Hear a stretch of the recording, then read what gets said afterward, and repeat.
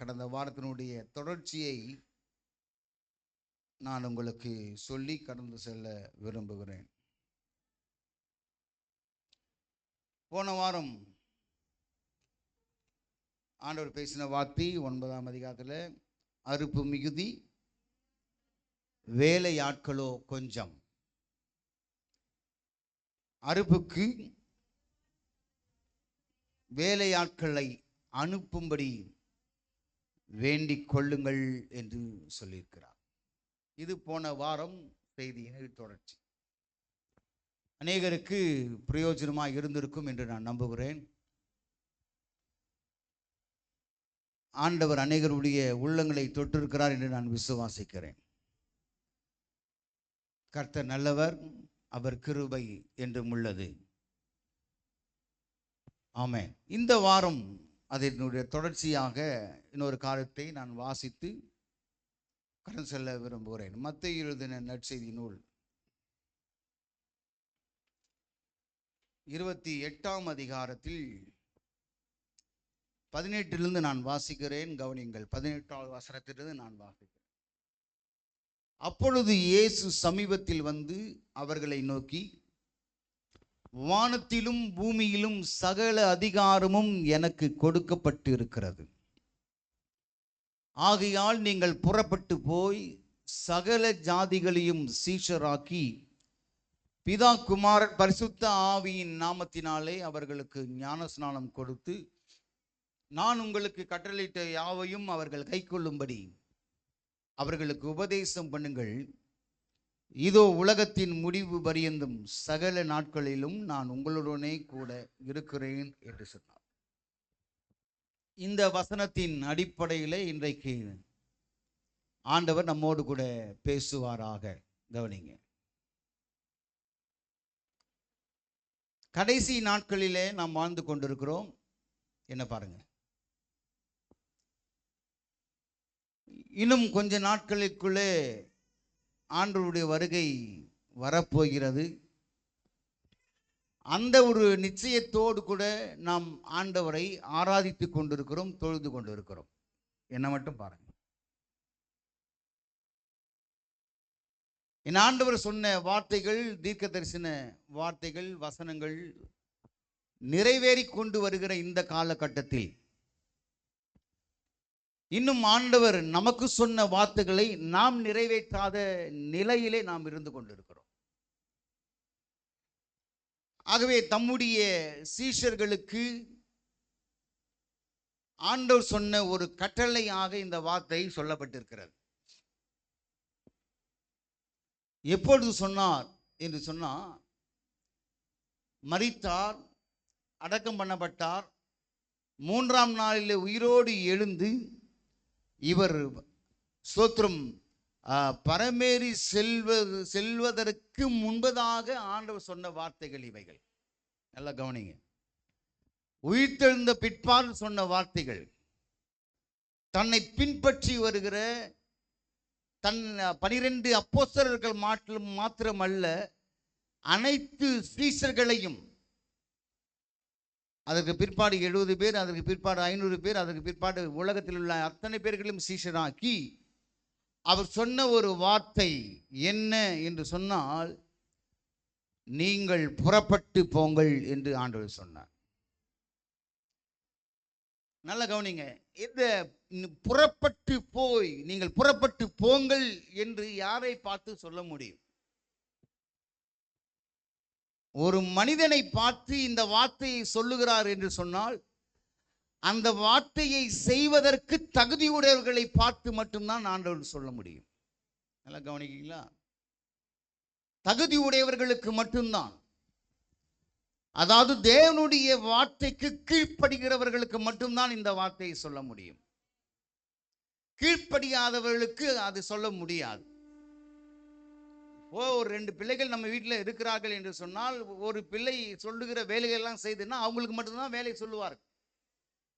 இன்னொரு பிள்ளை நம்ம சொல்லுகிற எந்த வேலையும் செய்வதில்லை, உதாசீனப்படுத்துகிறது, அசட்டை செய்கிறார்கள் அல்லது வேலை செய்யாமல் இருக்கிறார்கள் என்று சொன்னால், அவர்களை பார்த்து எந்த வேலையும் பெற்றோர்களாக இருக்கக்கூடிய நாம் சொல்ல மாட்டோம்.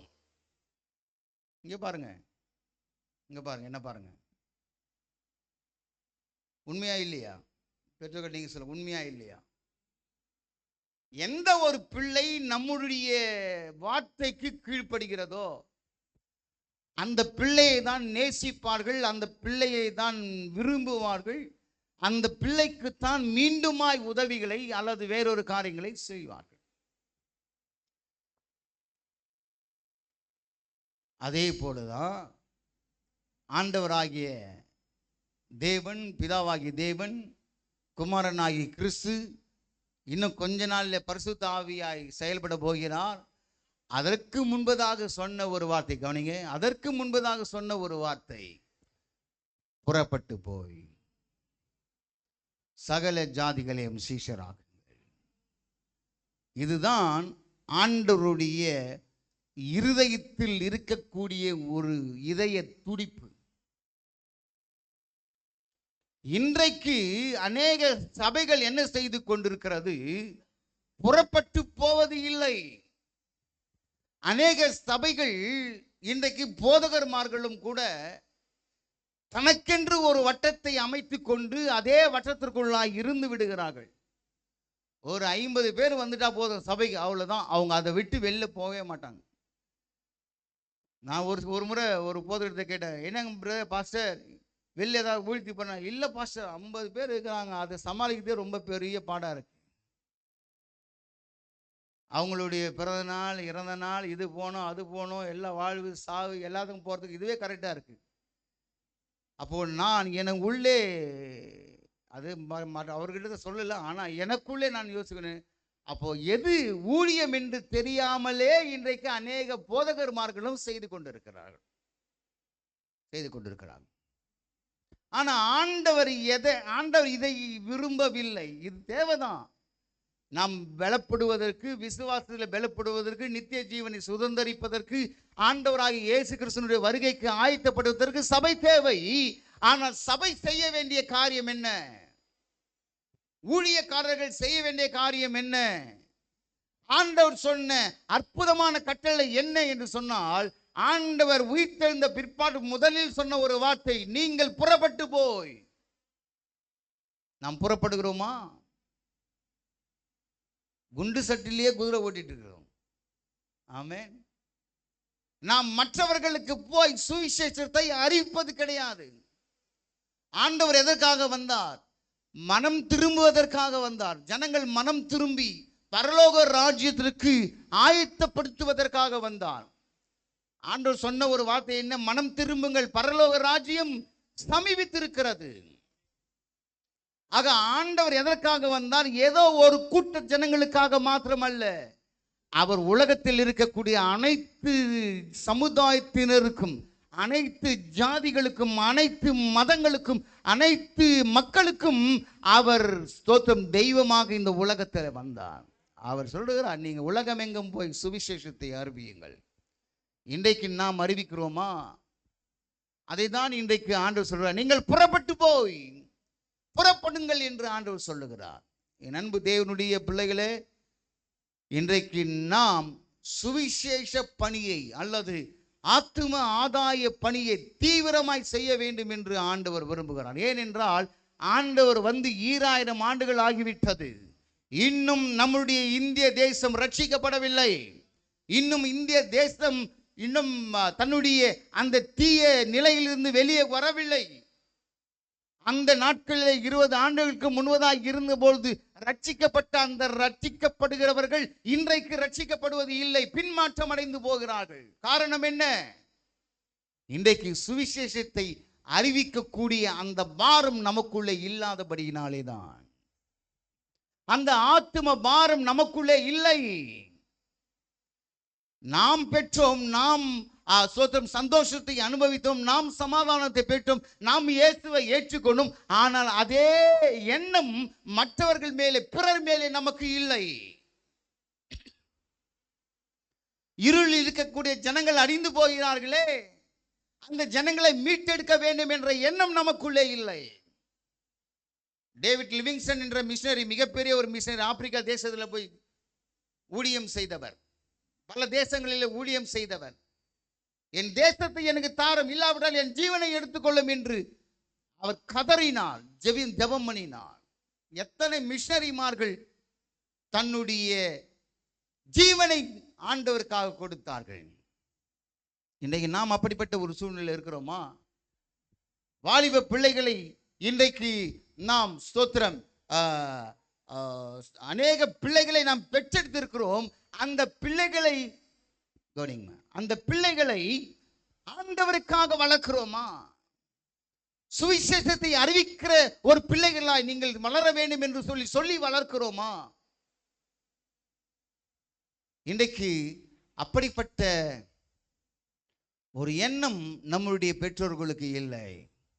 ஆனால் அந்த நாட்களிலே தாய்மார்கள் ஜெபித்து அவர்கள் ஒப்பு கொடுத்தார்கள். இந்த பிள்ளை ஊழியத்திற்காக நான் அர்ப்பணிக்கிறேன், இது முதல் பிள்ளை, இது ஊழியத்திற்காக அர்ப்பணிக்கிறேன். ஒரு முறை எனக்கு நல்லா தெரியும், கவனிங்க. ஒரு சகோதரி, ஒரு குடும்பம் தன்னுடைய பிள்ளையை ஊழியத்துக்காக ஒப்பு கொடுத்தாங்க. என்னடான்னு பார்த்தா, என்ன ஊழியத்துக்காக ஒப்பு கொடுக்குறீங்க அப்படின்னு பார்த்தா, அவன் 10th ஃபெயிலா, அதனால ஊழியத்துக்காக ஒப்பு கொடுத்தாங்க. ஆனா இன்றைக்கு அவர்கள் பெரிய ஊழியக்காரர் இருக்கிறாங்க, அது வேற விஷயம். ஆமே, நல்லா கவனிங்க. மக்கு, பேத, மாற்றுத்திறனாளி, இப்படிப்பட்டவனா ஆண்டவருக்கு இந்த பிள்ளையை நான் ஊழியத்துக்கு ஒப்பு கொடுக்குறேன், அதை ஆண்டவர் விரும்பலைங்க. நல்லா கவனிச்சுங்க சகோதரி.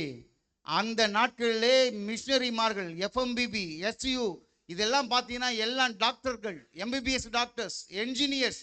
அப்போல்லாம் பினாலே பயங்கர பயம். அப்படிப்பட்ட மிகப்பெரிய ஒரு படிப்பு. பிஹெச்டி படித்தவர்கள், அரசாங்க உத்தியோகத்தில் இருந்தவர்கள் தன்னுடைய அந்த வேலையை துச்சமாய் கருதி அப்படியே ரிசைன் பண்ணிவிட்டு மிஷனரி ஊழியத்துக்கு வந்தார்கள், அர்ப்பணித்தார்கள். தங்களுடைய பெற்றோர்களும் அப்படிப்பட்ட ஒரு நிலையில இந்த பிள்ளை ஊழியத்திற்கு போகுதா என்று சொல்லி மனப்பூர்வமாய் ஒப்பு கொடுத்தார்கள் தாய்மார்கள். இன்னைக்கு அப்படிப்பட்ட தாய்மார்கள் எங்க?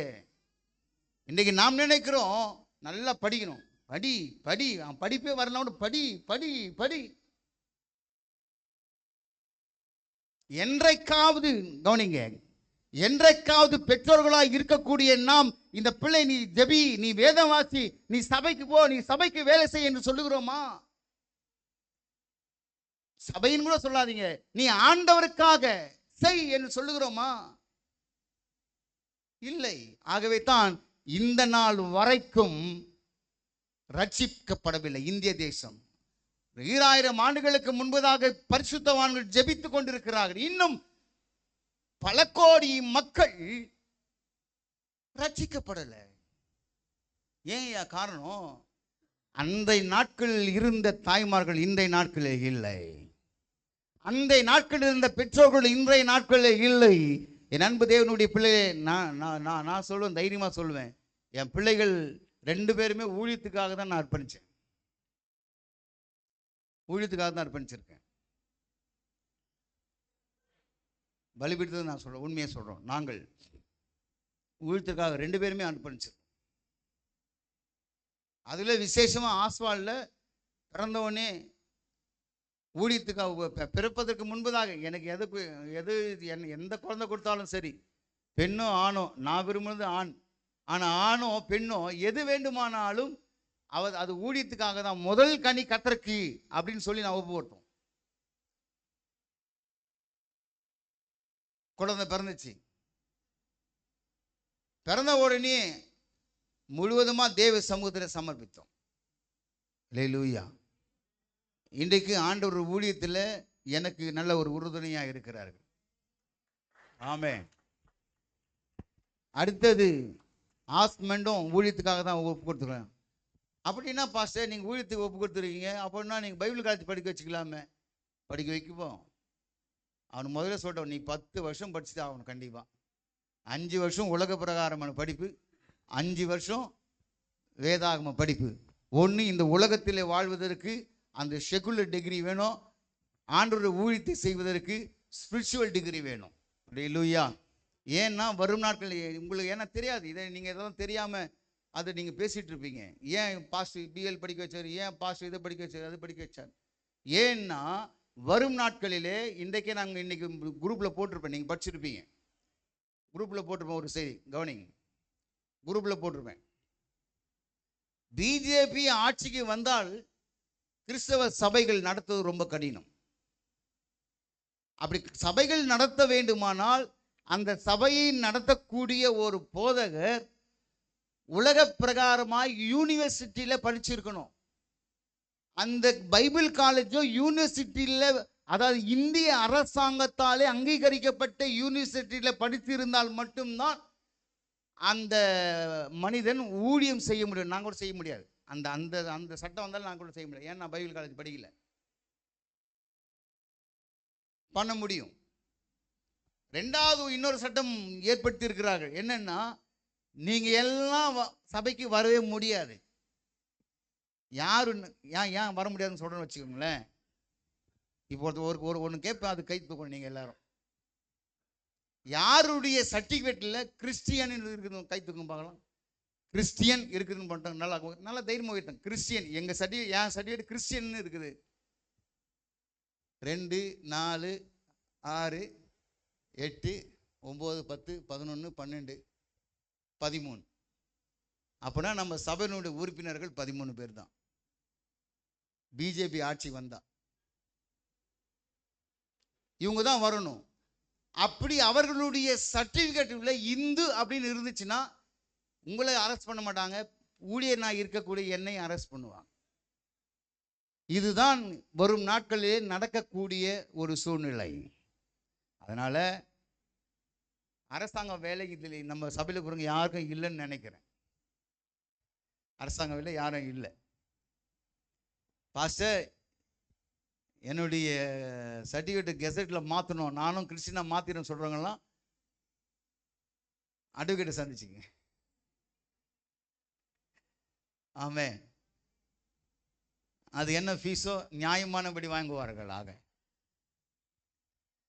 கண்டிப்பாக நீங்கள், ஏன்னா ஒரு உலகத்தான் ஒரு தமிழ் பற்றுடையவன். இதுதான் எனக்கு திருமாவளவன் ரொம்ப பிடிக்கும். ஏன் பிடிக்கும்னா, அவர் தமிழ் உணர்வோடு கூட கிட்டத்தட்ட லட்சக்கணக்கான வாலிப பிள்ளைகளுக்கு அவர் தமிழ் பெயர்களை சூட்டினார். கெசட்ல போய் மாத்திட்டாங்க.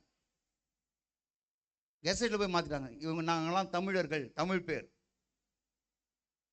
ஆனா நாம் கிறிஸ்தவர்கள் ரட்சிக்கப்பட்டு எத்தனையோ ஆண்டுகள் ஆகிறது, இதுவரைக்கும் அந்த சர்டிபிகேட்லயே பேர் மாத்தல. உண்மையான ரட்சிப்பு எதில் இருக்கிறது? அல்லேலூயா.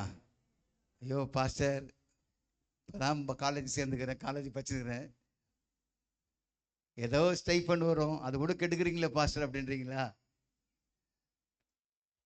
கர்த்தர் அதை விட பெரிய காரியங்களை செய்வார். ஆமென். அதனால நீங்க எல்லாம் கண்டிப்பா பேர் மாத்திருங்க. ஏடபிள்யூசி சபைக்கு தொடர்ந்து வரணும்னா பிஜேபி ஆட்சி வருவதற்கு முன்பதாக உங்க பெயர்களை கிறிஸ்தவ பெயர்களாய் மாற்றி விடுங்கள். கர்த்தர் உங்களை ஆசீர்வதிப்பாராக. ஆமென். போடும். கவனிங்க. அப்ப ஆண்டவர் சொன்ன ஒரு வார்த்தை, புறப்பட்டு போங்கள் அப்படின்னா, கவனிங்க, புறப்பட்டு போங்கள் என்று சொன்னால் அதனுடைய அர்த்தம் என்ன? ஒரு புதிய பணியை துவப்பதற்காக போங்கள் என்று அர்த்தம். ஒரு புதிய வேலையை செய்யணும், ஆண்டவருக்காக ஒரு காரியத்தை செய்ய வேண்டும் என்பதற்காக, ஒரு செயலை தொடங்குவதற்காக நாம் புறப்பட்டு போக வேண்டும். அல்லேலூயா. இன்றைக்கு எத்தனை பேர் இந்த நாளிலிருந்து நான் உங்களுக்கு சொல்லுகிறேன், நீங்கள் ஆண்டவருக்காக ஊழியம் செய்ய விரும்புகிறீர்கள், ஆத்தும ஆதாயம் செய்ய விரும்புகிறீர்கள், தேவனுடைய சுவிசேஷத்தை அறிவிக்க விரும்புகிறீர்கள். என் அன்பு தேவனுடைய பிள்ளைகளை, இன்னும் ஒரு காரியத்தை, அதே வசனத்தை தான் வேறொரு சுவிசேஷத்தை நாம் வாசிக்கும் பொழுது, மார்க்கு 16ஆம் அதிகாரத்தில் 15வது வசனத்தை நான் வாசிக்கிறேன். நீங்கள் உலகமெங்கும் போய் சர்வ சிருஷ்டிக்கும் சுவிசேஷத்தை பிரசங்கியுங்கள் என்று சொல்லப்பட்டிருக்கிறது. 20வது வசனத்தில் 19வது வசனம் சொல்றது, இவ்விதமாய் கர்த்தர் அவர்களுடனே பேசின பின்பு பரலோகத்துக்கு எடுத்துக்கொள்ளப்பட்டு தேவனுடைய வலது பார்சத்தில் உட்கார்ந்தார். கவனிங்க, இப்போ சீஷர்கள் என்ன செய்தார்கள் என்று பார்த்தீங்கன்னா, இயேசு சீஷர்களை பார்த்து சொன்னார், நீங்கள் புறப்பட்டு போய் சகல ஜாதிகளையும் சீஷராக்குங்கள், உலகமெங்கும் போய் சீஷராக்குங்கள் என்று சொன்னார்.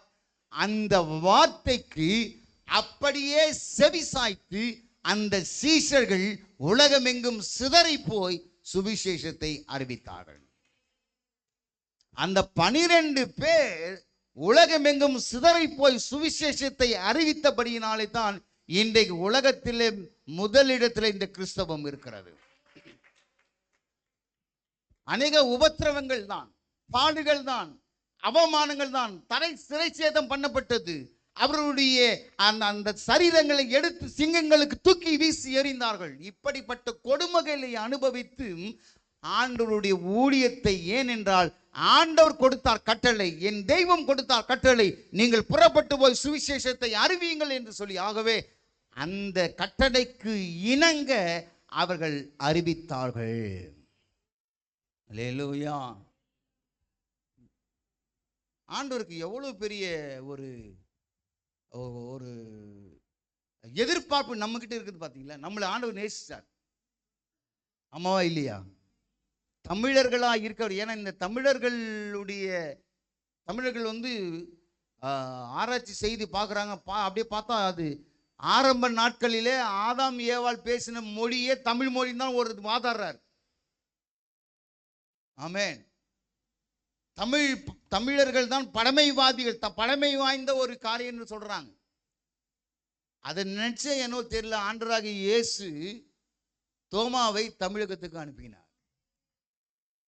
நம்ம மேல எவ்வளவு பாசம் பார்த்தீங்களா இயேசப்பாக்கு. அல்லேலூயா.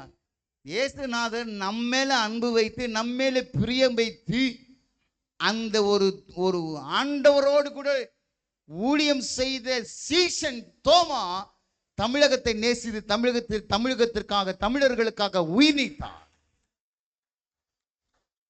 நான் நினைக்கிறேன் பரலோகத்தில் ஒரு நல்ல ஒரு இடம் இருக்கிறது, தமிழர்களுக்கு என்று ஒரு நல்ல ஒரு இடம் இருக்குது. அதனால தான் எந்த தேசம்னு தெரியல, ஒரு தேசத்தில் ஒரு சகோதரி ஜெபம் பண்ணிட்டே இருந்தாங்களாம், மேப்பை வச்சு ஜெபம் பண்ணி இருந்தா. அப்படியே பார்த்தா அதில் தமிழ்நாடுன்னு ஒன்று இருந்துதான். இது எந்த தேசம், இது எந்த கண்ட்ரி அப்படின்னு பார்த்தா, அது கண்ட்ரி இல்லைப்பா, அது ஒரு இந்தியாவுடைய கண்ட்ரி, இந்தியா தான் அதனுடைய நாடு, அதில் இருக்கக்கூடிய ஒரு மாநிலம் என்று சொல்ல உடனே அந்த மனத்துக்காக வைத்து ஜெபம் பண்ணாங்களாம். அப்போ அவர் ஜெபம் பண்ணும்போது ஒரு எழுப்புதல் தீ பற்றி பிடிக்கிறது என்று சொன்னாங்க. ஐயா, எங்கோ பிறந்தவங்க, எங்கோ வளர்ந்தவர்களுக்கு தமிழ்நாடை குறித்த ஒரு கரிசனை, தமிழ்நாட்டை குறித்த ஒரு பாரம், தமிழ்நாட்டை குறித்த ஒரு சோத்திரம், அந்த அந்த பாரம் இருந்ததினாலே தமிழை நேசித்தார்கள், தமிழை கற்றுக்கொண்டார்கள், தமிழிலேயே ஊழியம் செய்தார்கள். நிறைய பேர்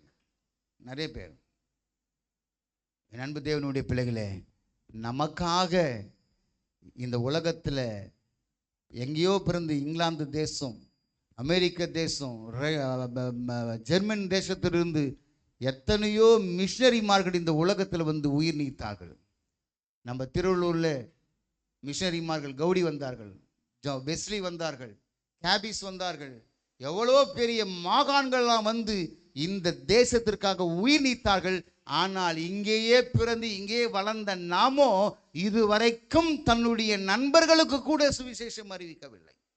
இதுவரைக்கும் நம்முடைய பக்கத்தில் இருக்கக்கூடிய அயல் வீட்டாருக்கு சுவிசேஷம் அறிவிக்கவில்லை. நாம் அப்போ ஆண்டவருடைய பிள்ளையா? ஒரு கேள்விக்குறி எழும்புகிறார். ஆண்டவர் சொன்ன வார்த்தைகளை, ஆண்டவர் சொன்ன கட்டளைகளை நிறைவேற்றுகிறவர்கள் தான் தேவனுடைய பிள்ளைகள். அல்லேலூயா. லூக்கா எழுதிய நற்செய்தி நூலில் 24ஆம் அதிகாரத்தை வாசிக்கிறோம். 24ஆம் அதிகாரம் 24:47 வாசிக்கிறோம். எழுதியிருக்கிறபடி, கிறிஸ்து பாடுபடவும் 3ஆம் நாளில் மரித்தோரிலிருந்து எழுக்கும் வேண்டியதாக இருந்தது. அன்றியும் மனம் திரும்புதலும் பாவ மன்னிப்பும் எருசலேம் தொடங்கி சகல தேசத்தாருக்கும் அவருடைய நாமத்தினாலே பிரசங்கிக்கப்படவும் வேண்டியது. நீங்கள் இவைகளுக்கு சாட்சியாய் இருக்கிறீர்கள். அல்லேலூயா. நீங்கள் இவைகளுக்கு சாட்சியாய் இருக்கிறீர்கள் என்று சொல்லப்படுது. ஆக கவனிங்க நண்பு தேவனுடைய பிள்ளைகளே, அப்ப சுவிசேஷம் அறிவிப்பது, சுவிசேஷனுடைய மிகவும் தாற்பயமான ஒரு காரியம் என்ன என்று சொன்னால், அந்த சுவிசேஷத்திலே மனம் திரும்புதல் இருக்கணும். அந்த சுவிசேஷத்திலே பாவ மன்னிப்பு இருக்கணும். அந்த சுவிசேஷத்தில் தேவனுடைய ராஜ்யம் பிரசங்கிக்கப்பட வேண்டும். அல்லேலூயா, அல்லேலூயா. அப்போ கவனிங்க, இங்க மத்தேயுவிலே சொல்லுகிற 28ஆம் அதிகாரத்துல நீங்கள் புறப்பட்டு போ. எதற்காக சீஷர்களை பார்த்து சொன்னார்? எதை அறிவிக்க சொன்னார்? எதை அறிவிக்க சொன்னார்னா, நீங்க போங்க, இது போல ஆண்டவராகிய கிறிஸ்து, மெசியாவாகிய கிறிஸ்து, இயேசு கிறிஸ்து இந்த உலகத்தில் பிறந்தார். எதற்காக பிறந்தார்? பாவத்தில் இருக்கிற ஜனங்களை மீட்டெடுப்பதற்காக, அக்கிரமத்தில் இருக்கிற ஜனங்களை மீட்டெடுப்பதற்காக, சாபத்தில் வாழ்ந்து கொண்டிருக்கிற ஜனங்கள் விடுதலை அடைய வேண்டும் என்பதற்காக எம்பெருமான் இயேசு என்ற ஒரு மனிதன் இந்த உலகத்திலே வந்தார். அவர் நமக்காக மரித்தார், அடக்கப்பட்டார், 3ஆம் நாள் உயிரோடு கூட எழுந்தார் என்ற அந்த நற்செய்தி நீங்கள் புறப்பட்டு போய் சொல்லுங்கள் என்று சொன்னார். அவர்கள் எல்லாருக்கும் சொன்னார்கள். யாருக்கு சொன்னார்கள்? கட்டுண்டவர்கள், சிறைப்பட்டவர்கள், வியாதியில் இருக்கிறவர்கள், பலவீனமாய் இருக்கிறவர்கள் எல்லாருக்கும் அவர்கள் சுவிசேஷத்தை அறிவித்தார்கள். ஆகவே அன்பு தேவனுடைய பிள்ளைகளே, நல்லா கவனிங்க, அந்த சுவிசேஷத்தை அறிவிப்பதற்கு எத்தனை பேர் ஆயத்தமுடையவர்களாக இருக்கிறீர்கள்? அல்லேலூயா. நம்ம சாக்கு போக்கு கூட சொல்லிக் கொண்டிருக்கிறோம். எனக்கு நேரம் இல்லை, ஏன்னா ரொம்ப பிஸியா இருக்கிறேன் பாஸ்டர், எனக்கு நேரமே இல்லை, ஆண்டவருடைய வார்த்தையை சொல்வதற்கோ வேதத்தை படிப்பதற்கோ எனக்கு நேரமே இல்லைன்னா, நம்மை போல பரிதபிக்கப்பட்ட ஒரு ஜென்மம் இந்த உலகத்தில் இருக்கவே முடியாது. நல்லா கவனிச்சுக்கோங்க.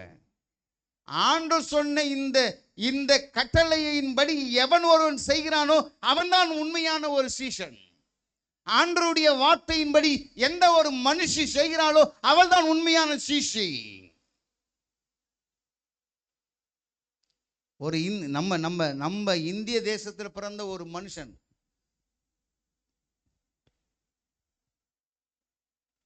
பாஸ்டர் பவுலோஸ். எத்தனை பேருக்கு தெரியும் பாஸ்டர் பவுலோஸ்? கூட தெரியல. ஆமா, அக்காவுக்கு தெரியும். ஆரம்ப நாட்களில் ஒரு பாட்டு, ரொம்ப அற்புதமான பாடல்கள். அறுவடை மிகுதி ஆளோ இல்லை, புறப்பட்டு போங்கள் என்றார். எத்தனை பேர் தெரியும் அந்த பாட்டு? ஒரு பழைய பாட்டு, ரொம்ப இன்னைக்கு பழைய பாட்டெல்லாம் அழிஞ்சு போச்சு. நம்ம பாட்டு புக்கிலே இல்லை, பாட்டு புக்கில் இல்லை. ஒரு கீபோர்டு வாசிக்கும்பா.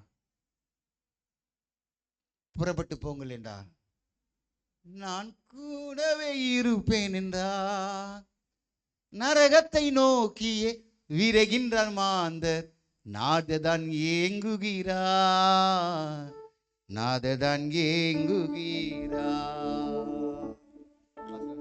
தனி குச்சர வாசல்.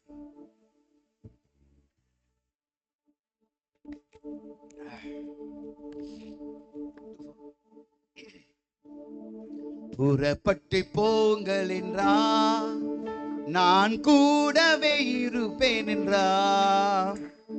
புறப்பட்டு போங்கள் என்றார், நான் கூடவே இருப்பேன் என்றார், நரகத்தை நோக்கி விரைகின்றார் மாந்தர், நாததான் ஏங்குகின்றார், நாததான் ஏங்குகிறார். இல்லங்கள் யாவிலும் உள்ளங்கள் உண்டல்லோ, இல்லங்கள் ஆயிரம் உள்ளங்கள் உண்டல்லோ, மாசுடிங்கா உள்ளம் அமைதியோ இல்லை, இயேசு தான் தேவையல்லோ, அதற்கு இயேசு தான் தேவையல்லோ. மாசுடிங்கா உள்ளம் அமைதியோ இல்லை, இயேசு தான் தேவையல்லோ, இயேசு தான் தேவையல்லோ.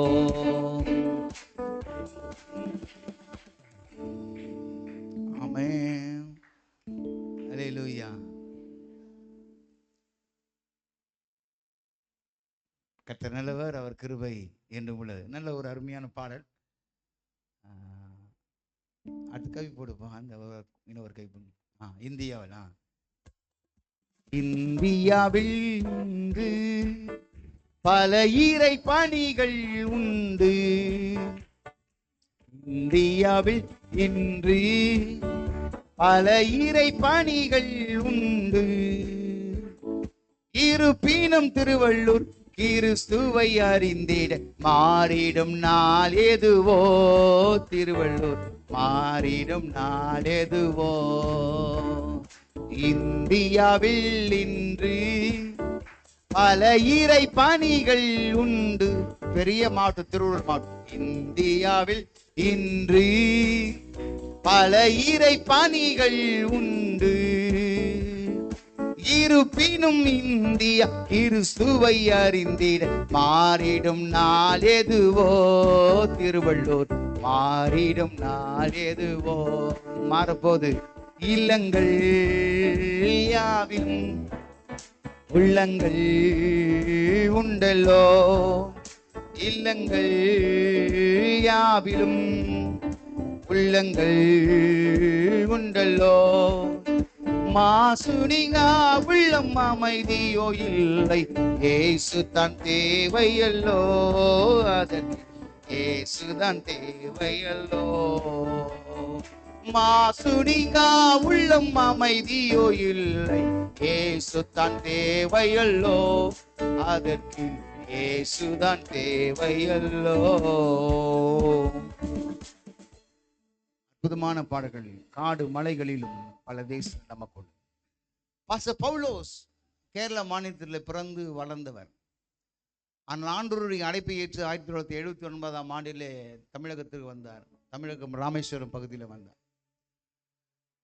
அந்த மனிதனோடு பேசுவதற்கு நான் பாக்கியம் பெற்றேன். கடந்த 10 நாட்கள் தென்னில் நடந்த கூட்டத்தில் அந்த 10 நாட்கள் ரொம்ப பெரிய ரொம்ப அற்புதமான மனுஷன். இந்தியாவில் அவர் தெரியாத ஆளே கிடையாது. எல்லாருக்கும் முன்மாதிரியா நடந்த ஒரு மனுஷன். பெரிய ஒரு மனுஷன், ஒரு மிஷினரி, இரத்த சாட்சி. கவனிங்க, அந்த மனிதனை பார்த்தீங்கன்னா அவருக்குள் இருந்த தாழ்மையை நான் பார்த்து அசந்து போனேன். தேனியில எனக்கு தெரியாது, இவர் தான் பாஸ்டர் பவுலோஸ்ன்னு தெரியாது, ஆனால் கேள்விப்பட்டிருக்கிறேன். ஒரு பேக் ஒன்று போட்டுட்டு அப்படியே வருவார். காலையில் 4 மணிக்கு வந்து எல்லா அறைக்குள்ளே வந்து எழுப்பார். எல்லாரும் தம்பிங்களா எழுந்துருங்க, பிரதர்ஸ் எழுந்துருங்க, தட்டிட்டு கொம்பு வச்சு தட்டிட்டு காலையில். எவ்வளோ பெரிய ஒரு தேவ மனுஷன், பக்தர். அவர் வந்து இந்த வேலையை செய்வார். எதெல்லாம் எசேக்கியா பிரான்ஸனுடைய கேம்பில் அவருடைய எல்லா ஊழியத்திலும் வந்து பங்கு கொள்வார். அப்படிப்பட்ட ஒரு தேவ மனுஷன். அவர் பட்ட பாடுகளை நீங்க, அவர் புத்தகம் இருக்கு, நீங்க யூடியூப்லாம் பார்க்காதீங்க, புத்தகம் இருக்கிறது. அந்த புத்தகத்தை நீங்க வாங்கி படிங்க, மிகவும் அசந்து போய்விடுவீர்கள். அவர் ஒரு முறை சென்னையில் இருக்கக்கூடிய ஒரு வேதாகம கல்லூரியிலே அவர் போதிப்பதற்காக சென்னைக்கு வருகிறார். 2 நபர்கள் அவரோடு கூட உடன் ஊழியர் வருகிறார். வரும்பொழுது அவருடைய ஒரு மிகப்பெரிய ஒரு பழக்கம் என்னன்னா, அந்த பேக்கில் கைப்பிரதி இருக்கும். யாருன்னு பார்க்க மாட்டார். எல்லாருக்கும் அவர் சுவிசேஷத்தை அறிவிப்பார். கவனிங்க, சுவிசேஷத்தை அறிவிப்பார். அப்படி அந்த ரயிலில் பயணம் செய்யும்போது அவர் அந்த டிராக்ஸ் கொடுத்து அவர் சுவிசேஷத்தை அறிவிக்க வந்தார். அவரோடு கூட ஒரு கூட்ட மக்கள் வந்தார்கள். அவர்கள் எதிர்த்து அந்த ட்ரெயின்லேயே அவரை அடி என்று அடித்து அப்படியே முகத்திலெல்லாம் குத்தி ரத்தம் பயங்கரமாய் வருகிறது. அவரை அப்படியே தரத்தரவென்று இழுத்து வெளியே கொண்டு போய் தள்ளுவதற்காக முற்படுகிறார்கள். ஆனால் ஆண்டவர் அதற்கு முன்னாடி அவருக்கு அழைக்கிறார்களாம், நீ இங்கே வெளில இங்கே வா, நான் பேசணும், உங்க கூட வா பேசணும் அப்படின்னு சொல்லி. ஆனால் ஆவியானவர் அவருக்கு உள்ளத்தில் பேசினார், நீ வேணாம் போகாத, அங்கே உனக்கு ஆபத்து இருக்கிறது என்று சொல்லி அவர் ஆண்டவர் பரிசுத்த ஆவியானவர் சோதரம் உள்ளத்தில் பேசினதினாலே அந்த மனிதன் போகாமல் இருக்கிற இடத்திலேயே அடி வாங்கி கொண்டு அமைதியா இருக்கிறார். எல்லாம் பக்கத்தில் இருக்கிறவங்க தூங்கி கொண்டு இருக்கிறார்கள். எந்த விதமான சத்தம் பார்த்தாலும் அவர்களும் பயப்படுகிறார்கள். ஆனால் ஒரு ஓரத்தில் ஒரு பெண் மாத்திரம் அழுது கொண்டு தன்னுடைய சோத்திரம் சாரியினால முகத்தை அப்படியே மூடிக்கொண்டு அழுது கொண்டு கண் இருந்து கொண்டிருக்கிறார். கடைசியில அவர் வந்து அந்த போதகரை பார்த்து சொன்னாராம், ஏமா நீங்க வந்து பாஸ் அந்த போதர் கேட்டா, ஏமா நீங்க தடுக்கலைன்னா, ஐயா நான் தடுத்துருந்தா என்னையும் தூக்கி வெளில போட்டிருப்பானுங்க. ரொம்ப கொடூரமான ஒரு மனிதர்கள், பயங்கரமான வேதனை, அதனால தான் நான் அழுது கொண்டு ஜெபம் பண்ணிட்டே இருந்தேன் அப்படின்னா. நல்லா கவனிங்க, அப்படிப்பட்ட ஒரு மிகப்பெரிய உபத்திரவத்தை சந்தித்த ஒரு தேவ மனுஷன். ஒரு முறை தூத்துக்குடி பகுதியிலே அவருக்கு 2 பிள்ளைகள், மூத்தவன் இளையவன். இளையவனுக்கு 16 வயது. அந்த அந்த மூத்தவன் ஒரு பிரிவாய் போய் சுவிசேஷத்தை அறிவித்துக் கொண்டிருக்கிறார்கள். இன்னொரு குழுவினர் இன்னொரு பக்கத்திலே அந்த கடற்கரை, தூத்துக்குடி கடற்கரை ஓரத்திலே சுவிசேஷத்தை அறிவித்துக் கொண்டிருக்கிறார்கள். இன்னொரு பிரிவினர் அந்த அவருடைய இளைய மகன் சேர்ந்து அவர்கள் ஒரு பக்கமாய் குழுவாய் சேர்ந்து சுவிசேஷத்தை அறிவித்துக் கொண்டிருக்கிறார்கள். அப்போ ஒரு ஒரு ஒரு முறை அந்த இளைய மகன் அவனை அப்படியே சட்டையெல்லாம் அழுத்து விட்டு அந்த வேப்ப மரத்தில், ஒரு பள்ளிக்கூடத்திலே வேப்ப மரத்தில் கட்டி அவனை அடி அடி என்று அடித்துக் கொண்டிருக்கிறார். இதை பார்த்த ஒரு நர்ஸ் பார்த்து மயக்கம் அடிக்கிறாள். ஏன்னா அந்த அளவு அடி, வேதனைனா வேதனை, உடம்பெல்லாம் பயங்கரமான வேதனை. அடித்து அவர்களுடைய எண்ணம் என்ன, அடித்து அவர்களை அப்படியே உயிரோடு கொலை செய்ய வேண்டும் என்ற திட்டத்தோடு கூட அவர்கள் செயல்பட்டு கொண்டிருக்கிறார்கள். உடனே அந்த இடத்துல வேலை செய்து கொண்ட அந்த அந்த அந்த அந்த போதகருக்கு இந்த நியூஸ் தெரிகிறது. அப்போது வரும்போது அந்த ஹாஸ்பிட்டலில் இருக்கக்கூடிய அந்த மகளையும் பார்க்கணும். அவர்கள் மிகவும் மயக்கமுற்று கோமாஸ்ட், அதாவது அன்கான்சியஸ், சுயநினைவு இல்லாமல் இருக்கிறார்களாம். பார்த்து ஜெபம் பண்ணிட்டு இவர் இந்த பவுலோஸ், பாஸ்டர் பவுலோஸ் அவர்கள் அந்த இடத்துல வருகிறாராம். அந்த மகனின் அவன் பட்ட பாடுகளை பார்த்து அவர் வேதனை அடைந்தார், கண்ணீர் விட்டார். அந்த வேப்ப மரத்தில் கட்டி போட்டு அங்க இருக்கிற கூட்ட ஜனங்களை அடித்து நொறுக்கி சின்னாபின்னமாக்கி கொண்டிருக்கிறார்கள்.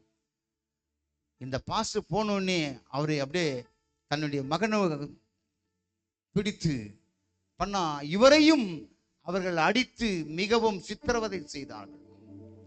ஏதோ ஒரு வழியாக அவர் ஸ்தோத்திரம் தப்பித்து விட்டு வெளியே வரும் பொழுது இன்னொரு அதே நாளிலே இன்னொரு இடத்திலே 14 வயது வாலிபன், அந்த கொடூரமான மனிதர்கள் என்ன செய்தார்களாம், அந்த அந்த அந்த அந்த பையனையும் பிடித்து ஒரு அறைக்குள்ளாக அந்த குழுவாய் சேர்ந்த எல்லா நபர்களையும் பிடித்து கொண்டு அறைக்குள்ளாக போட்டு மிகவும் அடித்து மிகவும் சின்னாபின்னமாக்கி கொண்டிருக்கிறார்கள். அவர்களுடைய எண்ணம் என்னவா இருந்ததுதான், அப்படியே உயிரோடு அடித்து உயிரோடு தோல் உரித்து அதை அப்படியே அவர்களை கட்டி கடலின் அடியிலே கடற்கரையில் கட்டி போட வேண்டும் என்ற எண்ணத்தோடு அவர்கள் செயல்பட்டு கொண்டிருக்கிறார்கள். இங்கே தன்னுடைய மகன் மிகவும் அவதிப்பட்டு வேதனைப்பட்டு கொண்டிருக்கிறான். அவனை காப்பாற்றி விட்டு எப்படி கொண்டு வரும்போது இன்னொரு கூட்டம் அவருக்கு வந்து சொல்லுகிறது, இங்கே அடித்து நொறுக்கி கொண்டிருக்கிறார்கள் என்று சொல்லி. அங்கே போய் பார்த்தால் அங்கே மறுபடியும் இவரை அடிக்கிறார்கள். அடித்து உடலெல்லாம் பயங்கரமான வேதனைகள், மிகமான பிரச்சனை இருக்கிறது. அன்பு தேவ பிள்ளைகளே, இப்படிப்பட்ட கொடூரமான ஒரு சூழ்நிலையின் மத்தியிலே ராமேஸ்வரம் பகுதியில இந்த பாஸ்டர் பவுலோஸ் அவர்கள் ஊழியம் செய்தார்கள். நடந்தது என்ன தெரியுங்களா? கவனிங்க, நடந்தது என்ன தெரியுமா? இவருடைய மகன் 16 வயது வாலிப பிள்ளை, அவனை கட்டி போட்டார்கள். பார்த்தீங்களா வேப்ப மரம், மறுநாளே அந்த வேப்ப மரம் பட்டு போயிட்டு. அல்லேலூயா. இது நடந்த சம்பவம், உண்மை சம்பவம். அதனால தான் இன்னைக்கு எல்லாம் இந்த தூத்துக்குடி அந்த ராமேஸ்வரம் பகுதியெல்லாம் இன்னைக்கு அநேக கிறிஸ்தவர்கள் மாறிவிட்டார். காரணம், இவர் ஒரு உண்மையுள்ள ஜீவனுள்ள சாட்சியாக இருந்தார் பாஸ்டர் பவுலோஸ். மறுநாள் அந்த வேப்ப மரம் பட்டு அந்த எல்லாம் இலையெல்லாம் காய்ந்து உரிந்து போனது. மறுநாள் வந்து பார்த்த மக்கள், அடித்தவர்கள் பார்க்கிறார்கள். இதை பார்த்த உடனே அவர்களுக்குள்ளே பயம் வந்து விட்டது. அவர்களும் இயேசுவை ஏற்றுக்கொண்டு ரட்சிக்கப்பட்டு மூழ்கி ஞானஸ்நானம் எடுத்தார். அல்லேலூயா. இதை போல பல தடவைகள், கிட்டத்தட்ட 20க்கும் மேற்பட்ட தடவைகள் அவர்கள் தாடைகள் எல்லாம் உடைக்கப்பட்டது. பயங்கரமான சின்ன பின்னமாக்கப்பட்டார். இப்போதான் நம்ம திருவள்ளூர் கூட வந்து இந்த வார்த்தையை பாஸ்டர் கிதியோன் அவர்களுடைய சபையில் வந்து பேசினார். கவனிங்க, அவரோடு கூட நான் பேசுவதற்கும் அவரோடு கூட நான் பழகுவதற்கும் ஆண்டவர் தருணத்தை கொடுத்தார். இப்படிப்பட்ட மாகாண்கள் எல்லாம் உண்மையான ஜீவனுள்ள சாட்சிகளாக இந்த உலகத்திலே வாழ்ந்து ஆண்டவருக்காக ஜீவனை கொடுத்திருக்கிறார்கள் என்று சொன்னால் இன்னைக்கு நீங்களும் நானும் எப்படி ஆண்டவருக்காக நாம் எதை சாதிக்கிறோம், எதை செய்கிறோம்? ஐயா, என் அன்பு சகோதரி சகோதரனே, ஆண்டவருக்காக ஒரு நபருக்காவது சுவிசேஷத்தை அறிவிக்கிறோமா? ஒரு நபருக்காக ஆண்டவருடைய வார்த்தை சொல்லுகிறோமா? நாம் கூடுகிறோமே, பேசுகிறோமே, அதிலே தேவனுடைய நாமம் மகிமைப்படுகிறதா? சகோதரா, அந்த நாட்களிலே தாய்மார்கள் தன் பிள்ளையை ஊழியத்திற்காக ஒப்பு கொடுத்தார்கள். உலகத்தில் நான் கேட்ட ஒரு காரியங்கள் என்ன தெரியுமா? கவனிங்க. திருவூர்ல பக்கத்தில் இருக்கிற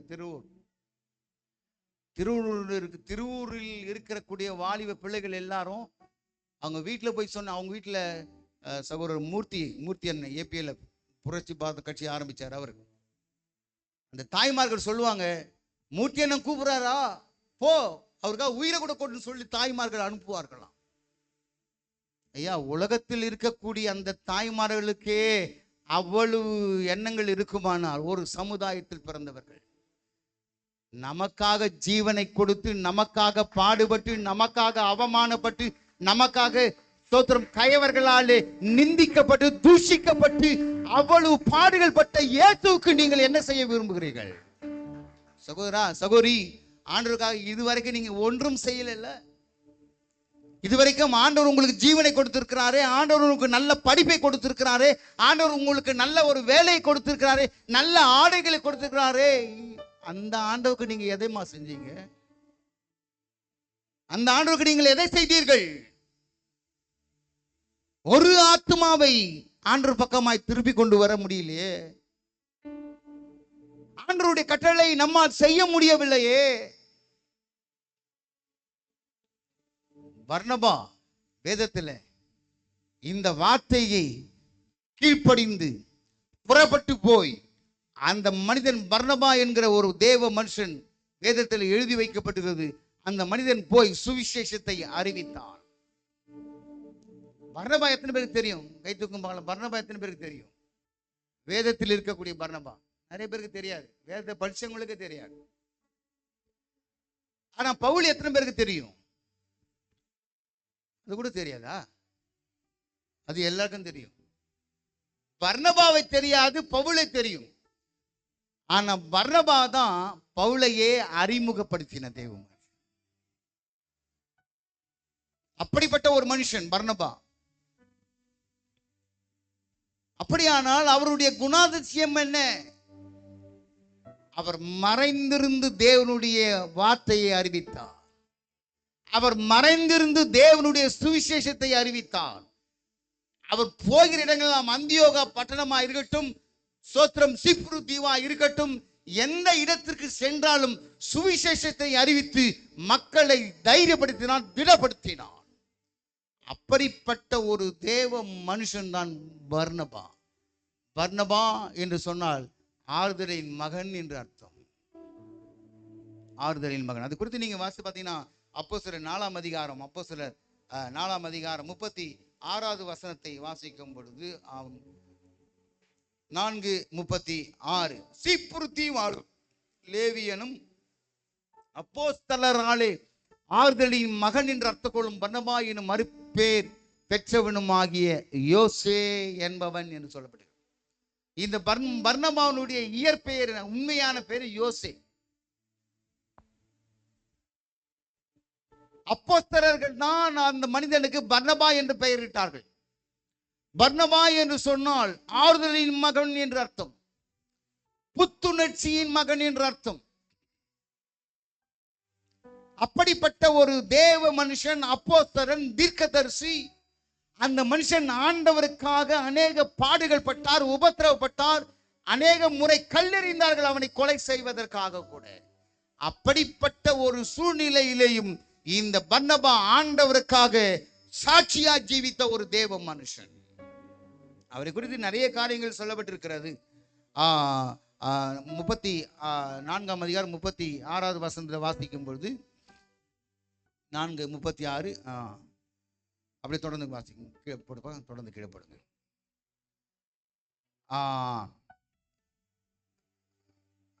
34:30 3, கர்த்தராகிய இயேசுவின் உயிர்த்தெழுதல் குறித்து அப்போஸ்தலர்கள் மிகுந்த பலமாய் சாட்சி கொடுத்தார்கள். அவர்கள் எல்லார் மேலும் பூரண கிருபை உண்டாயிருந்தது. நிலங்களையும் வீடுகளையும் உடையவர்கள் அவர்களை விற்று விற்கப்பட்டவர்களின் கிரயத்தை கொண்டு வந்து அப்போஸ்தலருடைய பாதத்தில் வைத்தார்கள். அவனுக்கு தேவையானதற்கு தக்கதாய் பகிர்ந்து கொடுக்கப்பட்டது. அவர்கள் ஒருவனுக்கும் ஒன்றும் குறைவாயிருந்ததில்லை. சீப்புரு தீவானும் லேவியனும் அப்போஸ்தலராலே 6 மகன் என்று அர்த்தம் கொள்ள பர்னபா என்னும் மறுபேர் பெற்றவனுமாக யோசே என்பவன் தனக்கு உண்டாயிருந்த நிலத்தை விற்று அதன் கிரயத்தை கொண்டு வந்து அப்போஸ்தலருடைய பாதபடியிலே வைத்தான். கவனிங்க, ஆண்டவருடைய ஊழியத்திற்காக, ஆண்டவருடைய ஊழியத்தை செய்வதற்காக இந்த பர்னபா என்கிற மனுஷன் சாதாரணமான மிகவும் அப்பொழுதே மிகவும் பெயர் பெற்ற ஒரு மனுஷன், வசதி படைத்த ஒரு மனுஷன். அப்படிப்பட்ட ஒரு மனுஷன் தன்னுடைய சொத்துக்களை எல்லாம் விற்று அப்போஸ்தலருடைய பாதபடியில் வந்து வைத்து விட்டான் என்று சொன்னால், அப்படிப்பட்ட ஒரு அர்ப்பணிப்போடு தேவனுடைய ஊழியத்தை செய்த மனுஷன். இன்றைக்கு நம்மால ஒரு சின்ன ஒரு காரியத்தை கூட ஆண்டவருக்காக இழக்க முடியவில்லை. இது சொல்லும் போது இன்னொரு ஞாபகம் வருது. சமாரியா ஸ்திரீ ஆண்டவரை குறித்து அவர் தீர்க்கதரிசி என்று சொல்லுகிறார். ஏன்னா அவளுடைய எல்லா காரியங்களும் சொன்னதினால இவர் ஒரு தீர்க்கதரிசி, இவர் ஒரு மேசியா என்று நான் பார்க்கிறேன்னு சொல்றா. அப்படிப்பட்ட ஒரு ஸ்திரீ அவர் செய்த ஒரு காரியம் பாருங்க. இந்த யோவான்ல 4ஆம் அதிகாரம், யோவான் 4ஆம் அதிகாரத்துல அது படிச்சு நம்ம அப்படியே கடந்து போயிடுவோம். ஆனா அது எவ்வளவு தியாகம் என்று பாருங்களேன். 27வது வசனத்தை வாசிக்கிற தருணத்தில் அவர்கள் சீசர்கள் வந்து அவர் ஸ்திரீயுடனே பேசுகிறதை பற்றி ஆச்சரியப்பட்டார்கள். ஆகிலும் என்ன தேடுகிறீர் என்றாவது, ஏன் அவர்களுடனே பேசுகிறீர் என்றாவது ஒருவனும் கேட்கவில்லை.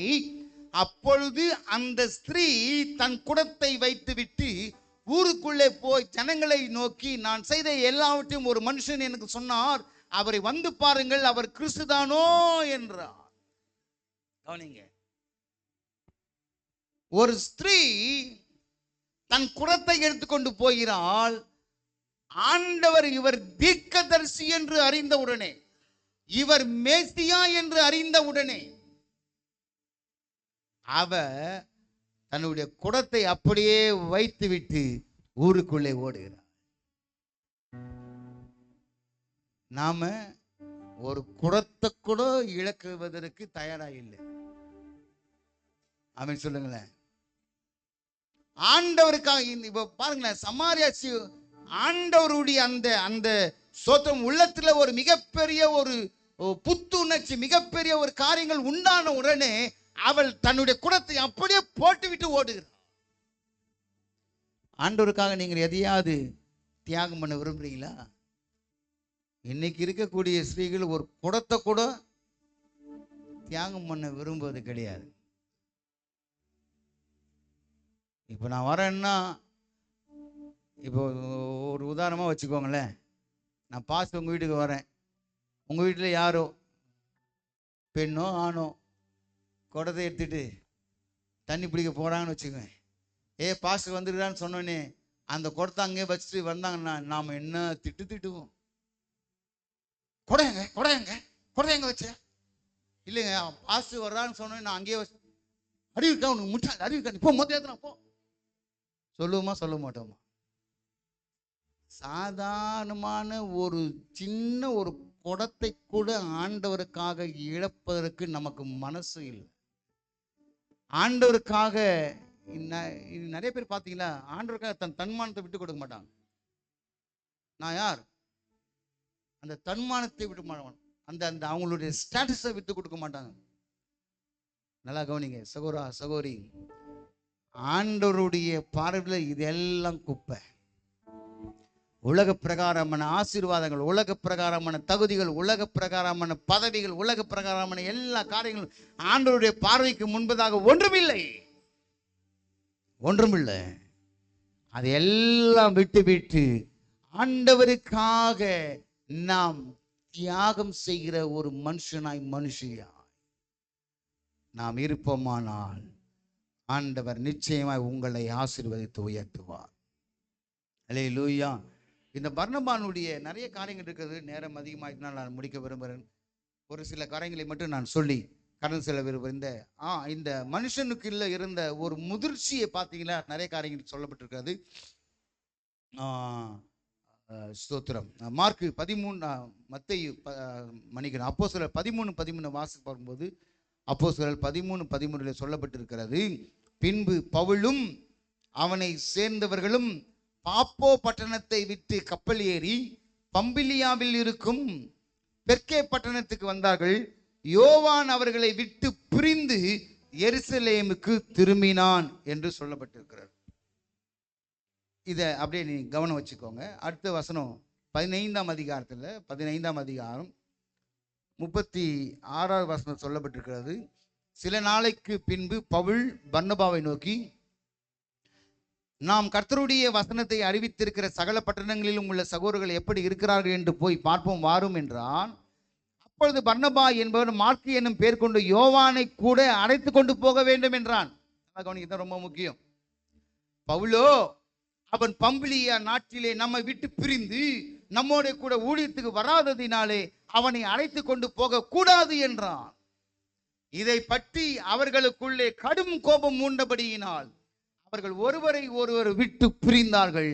பர்னபா மார்க்குவை கூட்டிக் கொண்டு, அத மார்க்கு என்கிற யோவான் மார்க்குவை கூட்டிக் கொண்டு கப்பல் ஏறி சீப்புர் தீவுக்கு போனான். பவுலோ சீலாவை தெரிந்து கொண்டு சகோதரராலே தேவனுடைய கிருபைக்கு ஒப்புவிக்கப்பட்டு புறப்பட்டு சீரியாவிலும் சிலிசியாவிலும் திரிந்து சபைகளை திடப்படுத்தினான். நல்லா கவனிங்க, நீங்க கவனிங்க, கவனிங்க.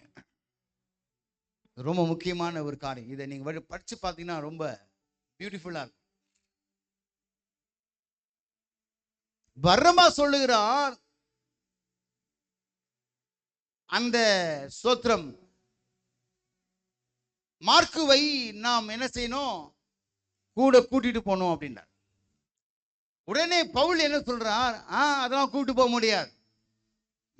ஏன் காரணம் என்ன, இந்த மார்க்கு நாம் அங்க இருக்கும் பொழுது அவன் நம்ம கூட வராமல், நம்மளோட ஊழியத்துக்கு வராமல் அவன் எருசலேமுக்கு போய்விட்டானே. அப்படி போனவனுக்கு நாம் எந்த விதத்திலையும் ஊழியத்திற்கு அழைக்கக்கூடாது என்று சொல்லி இந்த பவுல் சொல்லுகிறார். நம்ம பவுலை குறித்து ரொம்ப அதிகமா சொல்லியிருக்கோம்ல. அப்படியே பயங்கரமான ஆளு, அப்படியே நிர்வாணமா கிறிஸ்துவின் அன்பை விட்டு நம்மை பிரிப்பவனியா, நாசமோ போசமோ பட்டயமோ நிர்மாணமோ என்ன அன்பை விட்டு பிரிக்க முடியாது. அப்படி இருக்கக்கூடிய அந்த மனிதனுடைய வாழ்க்கையிலே ஒரு குறை இருந்தது. கொஞ்சம் கொஞ்சம் குறையுமா, கொஞ்சம் குறையும். அந்தடிப்பட்ட மனுஷனுடைய இருதயத்தில் அப்படிப்பட்ட ஒரு குறை இருந்தது. அவன் சொல்லுகிறான், ஒரு உண்மையான ஊழியக்காரன், ஒரு தேவ மனுஷன், தேவனுடைய ரத்தத்தினாலே கழுவப்பட்டவன், ஒரு அப்போஸ்தலர் ஊழியத்தில் ஈடுபடுகிறவன், அநேக மிஷனரி பயணத்தை செய்த ஒரு மனுஷன், அப்படிப்பட்ட ஒரு மனுஷனை முதிர்ச்சி அடையாமல், நல்லா கவனிங்க, இந்த வார்த்தையை நான் சொல்லுறதுக்காக வருந்துகிறேன். நான் சொல்வதற்கு எந்த விதத்திலும் தகுதி இல்லை. ஆனால் நாம் இதிலிருந்து சத்தியங்களை தெரிந்து கொள்ள வேண்டும் என்பதற்காக தான் என் ஆண்டவர் பரிசுத்த ஆவியானவர் இதை எழுதி வைத்திருக்கிறார். அல்லேலூயா, எழுதி வைத்திருக்கிறார். ஆகவே பவுலை குற்றப்படுத்துவதற்கு நான் எந்த விதத்திலும் தகுதி உடையவன் அல்ல. இது குற்றம் அல்ல. இப்படிப்பட்ட தவறை விசுவாச மக்களாக இருக்கக்கூடிய நீங்கள் செய்யக்கூடாது என்பதற்காக இதை நான் சொல்லுகிறேன். அல்லேலூயா. ஆனால் பர்னபாவுக்கு இருந்த முதிர்ச்சி, அதனால்தான் ஒரு முதியவர்கள் மூப்பர்கள் ஒருவர் பின்னாடி வாலிப பிள்ளைகளா இருந்தாலும் அவர்கள் பின்னாடி மூப்பர்கள் இருக்கணும்னு சொல்லுவாங்க. மூப்பர்கள்னா பெரியவங்கன்னு அர்த்தம். மூப்பர்கள் இருக்கணும் அப்படின்னு சொல்லுவாங்க. ஏன்னா முதியோர்கள் இடத்துல ஞானம் தங்கும். சாலமோன் நல்லா ஆட்சி செய்தார். ஆனால் அவனுக்கு பின் வந்த அவனுடைய சந்ததியோ மிகவும் கொடூரமாய் ஆட்சி செய்தார்கள். ஏன்னா வயசு இல்லை. கவனிங்க, ஆனா பர்னபா ஊழியத்தில் சீனியர், பவுலுக்கு முன்பாக வந்த சீனியர். அவருக்கு இருந்த முதிர்ச்சி என்ன பார்த்தீங்களா? அவர் என்ன என்ன பண்ணார்னா, மார்க்குவை தன்னோடு கூட அழைத்து கொண்டு போனார். என்னன்னா, ஒரு நம்பிக்கை அந்த மனிதனுக்கு, பர்னபாக்கு, இந்த மார்க் ஒருவேளை அன்றைக்கு வராமல் எருசலேமுக்கு போனாலும் இனிமேல் என்னோடு கூட ஊழியத்தில் ஈடுபடுவான், ஊழியத்தை செய்வான், ஊழியத்தில் நிலைத்திருப்பான் என்கிற நம்பிக்கை அந்த மனிதனுக்குள்ள இருந்தது. அல்லேலூயா. நம்பிக்கை. அதுக்காக தான் நாம் கூட அப்படிப்பட்ட ஒரு நம்பிக்கையில எல்லாருக்காக ஜெபம் பண்றோம். வாங்க வாங்க வாங்கன்னு கூப்பிடுறோம். ஏன்னா ஒரு நம்பிக்கை, உங்களை கொண்டு கர்த்தர் பெரிய காரியங்களை செய்வார் என்ற நம்பிக்கை. இதுதான் ஒரு உண்மையான ஊழியக்காரனுக்கு இருக்கக்கூடிய ஒரு மிகப்பெரிய ஒரு அழகு. அல்லேலூயா. ஆனால் பவுலோ மார்க்கு வேண்டாம் என்று சொல்லி உடனே மார்க் வேணாம் பாரு, நீ வேணாம் போயான்னு சொல்லிட்டு அவர் என்ன பண்ணிட்டாரு, சீலாவை அழைத்து கொண்டு போனார். சீலானா யாரும் பொம்பளை நினைச்சுக்காதீங்க. நிறைய பேர் ஒரு ஒரு ஒரு யூடியூப்ல பார்த்து இந்த பவுலும் ஒரு சீலாவுக்கு அழைத்து கொண்டு போனா இவர் அவங்க ஹஸ்பண்ட் அண்ட் ஒய்ஃப் பண்ணார். ஹஸ்பண்ட் அண்ட் ஒய்ஃப் எல்லாம் இல்லைம்மா. நிறைய பேர் அப்படிதான், நம்ம கூட அப்படிதான் பேசுவோம். நிறைய பேர் ஜெபம் கவனிங்க, ஜெபத்தை நான் அடிக்கடி சொல்லணும்னு நினைச்சேன். ஜெபத்தை, ஆண்டவரே நான் நிற்பது நிர்மூலமாகாமல் இருப்பது சுத்த கிருபை. ஜெபம் பண்ணாத. கிருபையில சுத்தம் அசுத்தம் கிடையாது. ஆமே. கிருபையில சுத்தம் தான், பரிசுத்தம் தான். கிருபைனா யாரு? இயேசு தான் கிருபை. இயேசுல இருந்து அசுத்த கிருபை, சுத்த கிருபை, பரிசுத்த கிருபைலாம் கிடையாது. இயேசு பரிசுத்தமானவர். வசனத்தை வசனத்தின்படி வைத்து ஜெபிக்க வேண்டும். இனிமேல் சுத்த கிருபை சொன்னா மைக்கில் நான் சொன்னேன், இல்ல சுத்த கிருபையில் ஆண்டவரே அது கிருபை கிருபை கிருபை கிருபைன்னு. ஆமே. கவனிங்க, என்ன சொல்லுங்களா? நம்ம சபையில ஜெபம் பண்ணிக்க நிறைய பேர். அல்லேலூயா. கவனிங்க, இப்போ சொல் கவனிங்க, இதோட முடிச்சிடறேன். ஏன்னா இந்த குறிப்பு நிறைய இருக்குது, பர்னபா பத்தி பேசணும் நிறைய இருக்குது. ஆனா முக்கியமான காரியத்தை சொல்றேன். ஈவன் பர்னபா தன்னுடைய அவர் என்னன்னா, இதை கொஞ்சம் ஆழ்ந்து, ரொம்ப அறிவாளிகளாம் ஆழ்ந்து சிந்தித்து பார்த்தாங்கன்னா, கவனிங்களேன், ஆழ்ந்து அப்படியே சிந்தித்து பார்த்தாங்கன்னா, ஏன் இந்த பர்னபா மார்க்கை விடவே இல்லை அப்படின்னு பார்த்தாங்கன்னா, மார்க்கு ஒரு விதத்தில் அவனுடைய மாமா பையன். ஓ, அதனால தான் மார்க் விட மாட்டேன்டாரா அப்படின்னு. ஏன்னா ரொம்ப ரொம்ப ஆழ்ந்து சிந்திப்பு. ஒரு ஒரு சில அப்படிதான், நான் அப்படியே உள்ள இறங்கினா அப்படியே ஆழத்துல இறங்கி மண்ணு கல் என்னென்ன இருக்குதுன்னா ஆராய்ந்து அறிவேன். உன் வாழ்க்கையே ரொம்ப மோசமா இருக்கு. அல்லேலூயா. ஆராய்ந்து அறிந்தெல்லாம் ஒண்ணுமே பண்ண போறது கிடையாது. நீங்க ஒரு மனிதனை ஆராய்ந்து அறிந்து அதிலிருந்து நீங்க தெரியக்கூடிய ஒரு காரியம் என்ன? ஒன்றுமே கிடையாது. நாம் எப்படி தேவனுடைய சமூகத்திலே வளர்கிறோம், தேவனுடைய பருவத்தில் வளர்கிறோம் என்பதுதான் ரொம்ப முக்கியம். அல்லேலூயா. கவனிங்க, இந்த பவுல் மார்க்குவை வேண்டாம் என்று சொல்லிவிட்டார். ஆனால் இந்த பர்னபாவோ என்ன செய்தாரா, இதை பற்றி அவர்களுக்குள்ளே கடும் கோபம் உண்டபடியினால் அவர்கள் ஒருவரை விட்டு பிரிந்தார்கள். ஒருவரை விட்டு பிரிந்தார்கள்.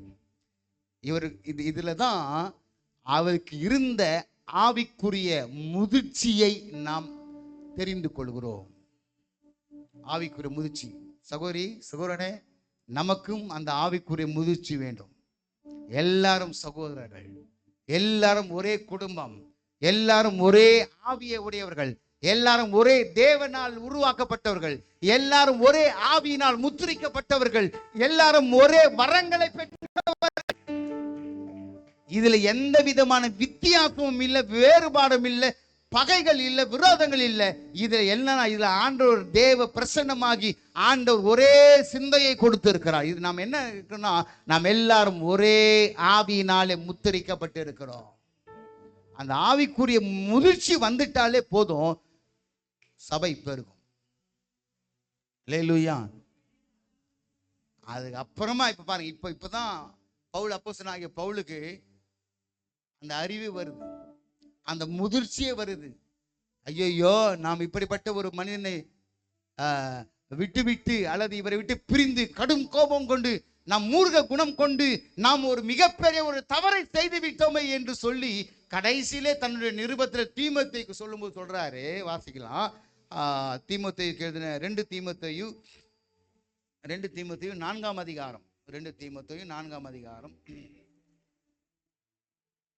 2 தீமோத்தேயு 4ஆம் அதிகாரம் 11வது வசனத்தை வாசிக்கிறேன். லூக்கா மாத்திரம் என்னோட இருக்கிறான், மார்க்குவை உன்னோட கூட்டிக் கொண்டு வா, ஊழியத்தில் அவன் எனக்கு பிரயோஜனம் உள்ளவன். கை தட்ட மாட்டோமே. அல்லேலூயா. இது எவ்வளவு பெரிய வார்த்தை பாருங்க. முதலில் இந்த மார்க்குவை அப்போஸ்தலனாகிய பவுல் வேண்டாம் என்று ஒதுக்கிவிட்டான். பின் நாட்களை ஆவிக்குரிய முதிர்ச்சி அடைந்த உடனே இந்த பவுல் சொல்லுகிறார், அந்த மார்க்குவை கூட்டிக் கொண்டு வா, அவன் எனக்கு பிரயோஜனம் உள்ளவன். இதே வார்த்தையை அப்போஸ்தலனாகிய பவுலும் சொல்றார். பிலமோனுக்கு எழுதும் போது ஒனேசிமை குறித்து, பிலமோனுடைய அடிமை தான் இந்த ஒனேசிமு, ஆனால் இந்த அடிமை எஜமானுடைய வீட்டிலே திருடி விட்டபடினாலே இந்த எஜமானுக்கு பயந்து அவன் வெளியே போய் விடுகிறான். அப்படி போகும்போது சிறைச்சாலை அவன் கைது செய்யப்படும். ஏன்னா அடிமை ஒரு எஜமான வீட்டில் திருடுவது மிகப்பெரிய ஒரு தேச துரோகம். அப்படிப்பட்ட ஒரு சூழ்நிலையிலே அவன் அப்படி போய் சிறைச்சாலை இருக்கும்போது, அதே சிறைச்சாலையிலே அப்போஸ்தலனாகிய பவுலும் இருக்கிறார். அப்போ அவர் சொல்றாரு, அந்த ஒனேசிமை குறித்து சுவிசேஷத்தை அறிவிக்கிறார். கட்டுண்ட ஒரு சூழ்நிலையிலே சுவிசேஷத்தை அறிவிக்கிறார். இப்போ பிலமோனுக்கு அப்போஸ்தலனாகிய பவுல் கடிதம் எழுதுகிறார், என் இருதயம் போல் இருக்கக்கூடிய அவனை ஏற்றுக்கொள்ளும். அல்லேலூயா. யாரு சொல்றாரு?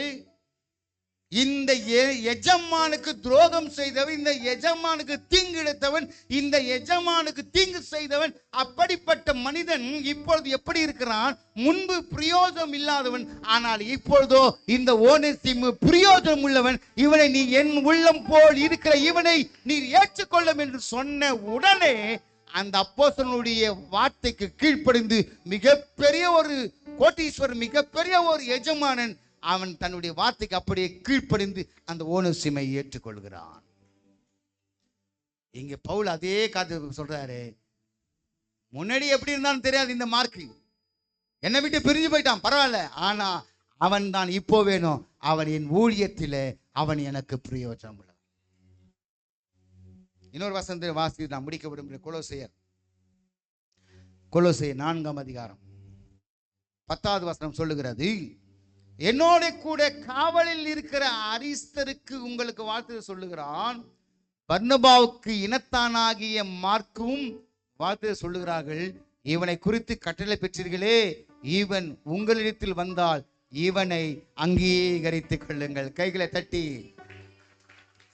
ஐயா, முன்பு வேண்டாம் என்று சொன்ன அதே பவுல் இப்போது அந்த மார்க்கு வந்தால் நீங்கள் அவனை அங்கீகரித்து ஏற்றுக்கொள்ளுங்கள் என்று சொல்கிறார். இதுதான் ஒரு ஆவிக்குரிய ஒரு முதிர்ச்சி. ஒரு விசுவாசிகளுக்கு இருக்கக்கூடிய ஆவிக்குரிய ஒரு தரம், ஆவிக்குரிய ஒரு முதிர்ச்சி என்பது இதுதான். தேவ பிள்ளைகளே, தேவ ஜனமே, விசுவாசிகளாய் இருக்கக்கூடிய நாம் எல்லாரும் ஒரே அவயவங்கள். நாம் எல்லாம் இது என்னென்று வேதம் சொல்கிறது? இது ஒரு சபை. இந்த சரீரமாகிய சபைக்கு யார் தலைவராக இருக்கிறார்? கிறிஸ்து. அவர் கிறிஸ்து தலைவராய் இருப்பாரானால் அவயவங்களிலே எந்த விதமான சண்டைகளோ, பிரிவினைகளோ, மார்க்கபேதங்களோ, பாகுபாடுகளோ இருக்கக்கூடாது. ஏன்னா ஆண்டவர் தான் நமக்கு தலை.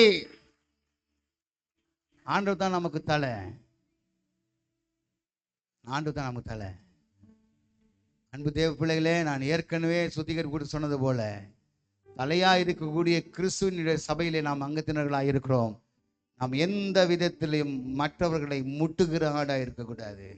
எந்த விதத்திலையும் பாகுபாடுகள் நிறைந்து இருக்கக்கூடாது. அப்படியே பிரிவா பிரிந்து இருக்கக்கூடாது. அப்படி பிரிந்திருந்தால் நாம் விளைச்சலை அறுவடை செய்ய முடியாது. நாம் எல்லாரும் ஒன்றாய் இருப்போம், ஒருமனப்படுவோம், ஐக்கியப்படுவோம். அந்த பெந்தேகோஸ்தே ஒரு அனுபவம் நமக்கு உண்டாயிருக்கட்டும். பழைய பெந்தேகோஸ்தே அனுபவம் நமக்கு உண்டாயிருக்கும் பொழுது சபைகள் பெருகும், பெருகிக் கொண்டே இருக்கும். அல்லேலூயா. அன்பு தேவனுடைய பிள்ளைகளே, நீங்கள் புறப்பட்டு போங்கள். எதற்காக புறப்பட்டு போனோம்? கவனிங்க, எதற்காக புறப்பட்டு போனோம்? சுவிசேஷத்தை அறிவிப்பதற்காக. சுவிசேஷம் என்றால் என்ன? சுவிசேஷம் என்றால் என்ன? இயேசுதான் சுவிசேஷம். இயேசுவை குறித்து சொல்லணும், அவருடைய பிறப்பை குறித்து சொல்லணும், ஏன் உலகத்துல வந்தார், ஏன் உலகத்துல வந்தார் சொல்லணும், சொல்லணும். ஏன் மரித்தார் சொல்லணும், ஏன் இந்த உலகத்தில் வந்து சோத்திரம் இந்த 3.5 ஆண்டுகள் ஊழியம் செய்தார் சொல்லணும். அதை சொல்லுவதற்கு உங்களுக்கு படிப்பு தேவையில்லை, அந்தஸ்து தேவையில்லை, எதுவுமே தேவையில்லை. நோர் இருந்தா போதும். அல்லேலூயா. இந்த வாய் இருந்தா போதும். இந்த வாயில என்னென்ன பேசுறோம், என்னென்ன பண்றோம், ஒரே வார்த்தை இயேசு என்கிற நாமத்தை சொன்னாலே போதும். அப்பா இயேசு ஏற்றுக்கோ சொல்லு, சொல்லுங்க. ஒரு ஆரம்ப நாட்கள்ல ஒரு ஒரு ஒரு ஒரு ஒரு ஒரு பாட்டு, ஒரு பாட்டு இல்லை, சுவிசேஷம் சொல்வதற்காக எங்களை அப்போலாம் சின்ன வயசுல பரிசுத்தவான்கள் சொன்ன ஒரு காரியம், அதை மட்டும் சொல்லிட்டு முடிச்சிடறேன். அது மட்டும் சொல்லிட்டு முடிச்சிடறேன், கவனிங்க. ஒரு ஒரு ஒரு வார்த்தை சொல்லுவாங்க, என்னன்னா சுவிசேஷத்தை சொல்ல தெரியலையா, கவனிங்க. அத ஒரு ஒரு ஒரு ஸ்லோகம் மாதிரி சொல்லுவாங்க. லட்டு ஏமா இனிக்குது, கீழே கேட்டுக்கீங்களா அக்கா, கேட்டுக்கிறீங்களா? அப்போ அந்த காலத்துல நம்மளுக்கு சொன்ன ஒரு காலம், லட்டு ஏமா இனிக்குது, சீனி போட்டா இனிக்குது, சீனி ஏமா இனிக்குது, கரும்பு சாறு இனிக்குது. சுவிசேஷம் சொல்றது, கரும்பு ஏமா இனிக்குது, தேவன் தந்தார் இனி, கிறிஸ்து தந்தார் இனிக்குது. அப்போ அவங்க கேட்பாங்களா, கிறிஸ்து இனிப்பாரா? ஆமா கண்ணு இனிப்பாரு, அந்த இயேசு நீ ஏற்றுக்கோ அப்படின்னு சொல்லுவாங்களாம். அல்லேலூயா. இது அந்த நாட்கள்ல சின்ன வயசுல நாங்க சொன்ன ஒரு காரியங்கள், எங்களுக்கு கற்றுக் கொடுத்த ஒரு காரியங்கள். அல்லேலூயா. இது சொல்றதுக்கு ஊர் கதையெல்லாம் பேசுறோம்ல, இன்னொருத்தரை பத்தி பேசுறோம்ல, அவ இப்படி இவ இப்படி சண்டை வேற போட்டுக்கிறோம்ல, அவன் இப்படி அவ இப்படி சண்டை போட்டுக்கிறோம்ல. அந்த சண்டை போடுறதை நிறுத்தி விட்டு இந்த இயேசுவை குறித்து நீங்க சுவிசேஷத்தை அறிவியுங்கள். இன்றைக்கு இருந்து ஒரு தீர்மானத்தை எடுங்க, என் இயேசுவை குறித்து இந்த நாவிலிருந்து சபித்தல் வரக்கூடாது, இந்த நாவிலிருந்து எந்த குறை கூறுதல் வரக்கூடாது, இந்த நாவிலிருந்து எதுவுமே வரக்கூடாது. இந்த நாவிலே இயேசு என்கிற வார்த்தை மட்டும்தான் வரும். அல்லேலூயா. எல்லா மாம்சத்தின் கிரியைகள், எல்லா இருமாப்புகள், எல்லா ஆவிகள் இயேசுவின் நாமத்தில் அழிக்கப்படுவதாக. சுவிசேஷ பாரம், சுவிசேஷ வாஞ்சை உண்டாகட்டும். எல்லா மனிதர்களுக்கு சுவிசேஷம் உண்டாகணும். அவர் ஜேக்கப் அவர்லாம் பைபிள் காட்சி படிச்சாரு, நான் ஊழியம் பண்ணும் பாஸ்டர்னு ஆரம்பத்தில் சொன்னார். இப்போ காணோம், ஆனால் இனிமேல் உருவாக போகுது. அல்லேலூயா, அல்லேலூயா. அவரெல்லாம் ஒரு ஊழியக்காரர் கர்த்தர் எழுப்புவார் கண்டவன் நிச்சயமா. மதுராநகர் இடம் கட்டுங்க, சும்மா போய் பண்ணுங்க. அல்லேலூயா, அல்லேலூயா. கர்த்தர் நிச்சயமா செய்வார்.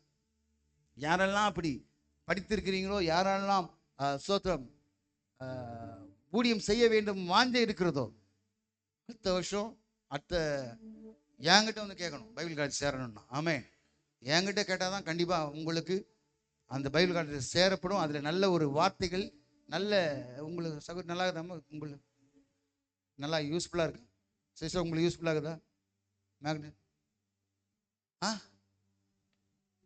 ஆமே, நல்ல ஒரு டீச்சிங் பண்ணக்கூடிய ஒரு மனிதன். ஆக என்கிட்ட வந்து கேளுங்க, நீங்கள் அதில் படிங்க, நீங்கள் எல்லாம் ஒரு ஊழியக்காரராய் மாறுங்க. என்ன சத்தமே வரலையே? இல்லை பாஸ்டர், நான் உங்களுக்கு கூடவே இருக்கிறேன்னு இருக்கேன். ஏன் இருக்கக்கூடாது? ஆமே, கொஞ்ச நாள் இருந்து அப்படி நீங்கள் ஊழியத்தை செய்யணும், ஒரு சுவிசேஷர்களாக மாறணும், ஒரு தீர்க்கதரிசிகளாக மாறணும், தீர்க்கதரிசி அபிஷேகத்தை பெற்றவங்கெல்லாம் மாறணும். தம்பிங்க சொன்னாங்க, மோனிஷ் வந்து நல்ல ப்ராஃபட்டிக் சொல்கிறாரு அப்படின்னு. ஆமே, நீங்கள் ஒரு தீர்க்கதரிசியாக கர்த்தர் மாறணும். ஆமே, கர்த்தர் அப்படிப்பட்ட ஒரு அபிஷேகத்தை ஒவ்வொரு மேலும் கர்த்தர் நிச்சயமா வைத்திருக்கிறார். தேவன் உங்களுக்குரிய ஆசீர்வாதங்களை கொடுத்து நிச்சயமாய் உயர்த்துவார். அப்படி மாறணும்னா என்ன தகுதி உடையவர்கள், தகுதி வேணுங்கிறத வரும் நாட்கள்